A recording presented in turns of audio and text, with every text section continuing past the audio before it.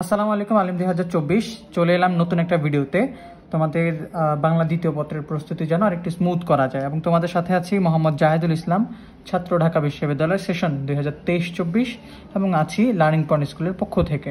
So এর আগের দুইটা ভিডিওতে তোমাদেরকে আমরা দুইটা ভিন্ন ভিন্ন টপিকে কথা বলেছি এবং এখানে এই ভিডিওতে কথা বলবো দিনলিপি নিয়ে, অথবা তোমরা বলতে পারো 8 নং প্রশ্নের উত্তরটা নিয়ে। এবং এই 8 নং প্রশ্নের উত্তরে কিন্তু দুইটা জিনিস থাকে, একটা হচ্ছে দিনলিপি আর একটা হচ্ছে প্রতিবেদন। এবং এই প্রতিবেদন আর দিনলিপি থেকে তোমাকে যে কোনো একটা লিখতে হবে। বেসিক্যালি এই দুইটা না, একটা থাকে হচ্ছে দিনলিপি বা অভিজ্ঞতা, বেসিক্যালি এই দুইটা একই জিনিস। এই দুইটা থেকে যে কোনো একটা থাকবে, দুইটা একই জিনিস, হ্যাঁ। আর আরেকটা থাকবে হচ্ছে প্রতিবেদন,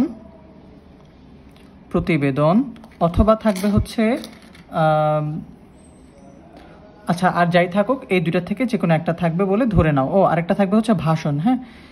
এখন এই দিনলিপি বা অভিজ্ঞতা থেকে থাকবে একটা, আর প্রতিবেদন বা ভাষণ থেকে থাকবে একটা। এভাবে থাকবে হচ্ছে দুইটা, মানে এখান থেকে একটা, এখান থেকে একটা, এখান থেকে থাকবে দুইটা। যে কোনো একটা তোমাকে লিখতে হবে 8 নং প্রশ্নের উত্তরে। সো আমি দেখাবো তোমাকে দিনলিপি অথবা অভিজ্ঞতা কিভাবে লিখতে হয়, তারপর দেখাবো প্রতিবেদন কিভাবে লিখতে হয়। ভাষণটা বেশিরভাগ সময় আসে না, প্রতিবেদনটা বেশিরভাগ সময় আসে, জন্য এটা দেখাবো। তারপরে তুমি সিদ্ধান্ত নিবা যে তুমি এখানে 8 নং কি দিনলিপি বা অভিজ্ঞতা লিখবা নাকি হচ্ছে প্রতিবেদন লিখবা। সো দেখো, প্রথমে আমরা আসি দিনলিপিতে। 8 নং প্রশ্নের উত্তরে তুমি যদি কোনো একটা দিনলিপি লিখতে চাও, তাহলে তুমি প্রথমে সুন্দর করে একটা ফোঁটা দিয়ে সুন্দরবনের ভ্রমণের বর্ণনা দিয়ে একটা দিনলিপি বা যে টপিকটা থাকবে সেই টপিকটা তুমি এখানে সুন্দর করে আইডেন্টিফাই করবা। তারপরে যে জিনিসটা খেয়াল রাখতে হবে, এটা হচ্ছে একটা দিনলিপির মেইন পয়েন্ট, এটা মনে রাখবা।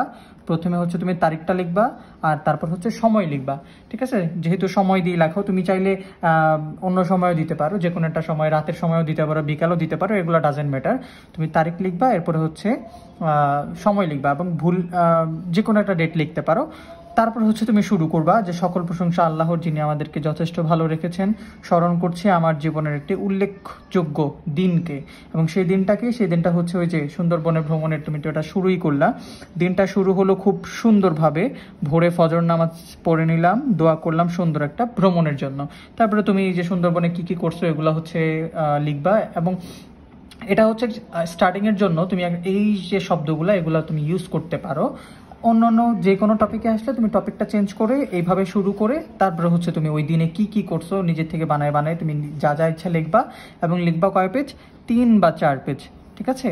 3 বা 4 পেজ লিখবা এবং লেখার পরে সব শেষের দিকে ধরো তুমি 3 বা 4 পেজ লিখে ফেলছো এবং শেষের দিকে তুমি লিখবা হচ্ছে এভাবে: যা হোক, আজ আর নয়, দিনটি ভোলার মতো নয়, জীবনে এমন দিন আর আসবে কিনা জানি না, দিনটি স্মৃতির পাতায় থাকবে চিরকাল ইনশাআল্লাহ। তো এটা হচ্ছে তুমি লাস্টে এন্ডিং হিসেবে ব্যবহার করতে পারো, তাহলে তোমার দিনলিপিটা অনেক অনেক বেশি সুন্দর হয়ে যাবে, দিনলিপি বা হচ্ছে অভিজ্ঞতা যেটা। অথবা আমি তো তোমাকে এখন দিনলিপি দেখাইলাম, এটা তোমার কাছে নিয়মটা আমার মনে হয় না এত বেশি কঠিন। তুমি শুরুতে হচ্ছে এই টপিকটা লিখবা, তারপরে তারিখ এবং সময় দিয়ে শুরু করবা, তোমার ইচ্ছা মতন তুমি লিখবা, লেখার পরে এভাবে শুরু এবং শেষ করবা। দিনলিপির ব্যাপারটা হচ্ছে এরকম। কিন্তু প্রতিবেদন লেখার ক্ষেত্রে তোমাকে একটা বাড়তি জিনিস মনে রাখতে হবে, যে প্রতিবেদন তোমাকে যে টপিকটার উপরে দিবে সেই টপিকটা সম্পর্কে তোমাকে যথেষ্ট ধারণা রাখতে হবে বা যথেষ্ট জ্ঞান রাখতে হবে। কীরকম? ধরো তোমাকে বলছে দ্রব্যমূল্যের ঊর্ধ্বগতি সম্পর্কে লিখতে। এখন দ্রব্যমূল্যের ঊর্ধ্বগতিটা কি? দ্রব্যমূল্যের ঊর্ধ্বগতি হচ্ছে দাম বেড়ে যাওয়া। এখন দাম বেড়ে যাওয়া সম্পর্কে তোমাকে একটা প্রতিবেদন লিখতে হবে। প্রতিবেদন মানে কি? রিপোর্ট বলে না, যে দ্রব্যমূল্যের ঊর্ধ্বগতির ফলে কি কি হচ্ছে, এটা হচ্ছে প্রতিবেদন। তোমাকে যে কোনো টপিক দিব, ওই টপিকের ফলে কি কি হচ্ছে বা কি কি সমস্যা, কি কি পজিটিভ নেগেটিভ দিক, এগুলো তোমাকে লিখতে হবে। সো ওই সম্পর্কে কিন্তু তোমাকে ভালোভাবে জানতে হবে। তো এটার জন্য আমি বলবো যে প্রতিবেদন থেকে, এর আগে আমি যেটা দেখাইলাম দিনলিপি, ওটা বেশি সহজ, কারণ তুমি ইচ্ছা মতন সত্য মিথ্যা যা ইচ্ছা লিখতে পারবা তোমার নিজের মতন বানায়। আর এখানে দেখো প্রতিবেদনটা কিভাবে লিখতে হয়, সেটার নিয়মটাও দেখায় দিচ্ছি, অনেকের কাছে এটা বেশি ভালো লাগে। তো তুমি প্রথমে হচ্ছে টাইটেলটা দিবা, টাইটেল দেওয়ার পরে লিখবা হচ্ছে নিজস্ব প্রতিবেদক, লিখে ঢাকা বা তুমি যে কোনো জেলার নাম লিখতে পারো। তারপরে শুরু করবা: দ্রব্যমূল্যের ঊর্ধ্বগতি আমাদের জন্য অভিশাপ, এর ফলে দেশের জনগণ অনেক সমস্যায় পড়ে।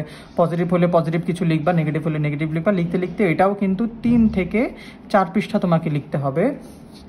তারপরে তুমি শেষটা করবে এইভাবে, যে ধরো শেষ হইলো, তুমি শেষের দিকে লিখবা: সুতরাং দ্রব্যমূল্যের ঊর্ধ্বগতি আমাদের জন্য সুখকর কিছু নয়, নিবেদক রায়হান, মোহাম্মদপুর, ঢাকা। এভাবে তাহলে আমি দুইটার যে হচ্ছে প্রতিবেদন আর যেগুলো দিনলিপি, দুইটার নিয়ম যদি আরেকবার তোমাকে দেখাই, দেখার পর তুমি সিদ্ধান্ত নিবা যে তুমি আসলে পরীক্ষায় 8 নঙে কোনটা লিখবা। দেখো দিনলিপিটা কিভাবে লিখতে হবে, তুমি প্রথমে টাইটেলটা লিখবা, লেখার পরে তারিখ এবং সময় দিয়ে শুরু করবা। তোমার ইচ্ছা মতন তুমি এখানে বানায় বানায় লিখতে পারবা। তোমাকে স্টার্টিং এবং হচ্ছে এন্ডিং তো দেখাইলাম, এভাবে এন্ডিং করে দিবা, শেষ, আর কিছু নাই। আর প্রতিবেদনটা হচ্ছে এভাবে যে তুমি প্রথমে টাইটেলটা লিখবা, অবশ্যই কিন্তু এখানে অথবা দিতে হবে, যেটা অথবায় থাকবে সেটা কিন্তু অথবা দিয়ে লিখতে হবে।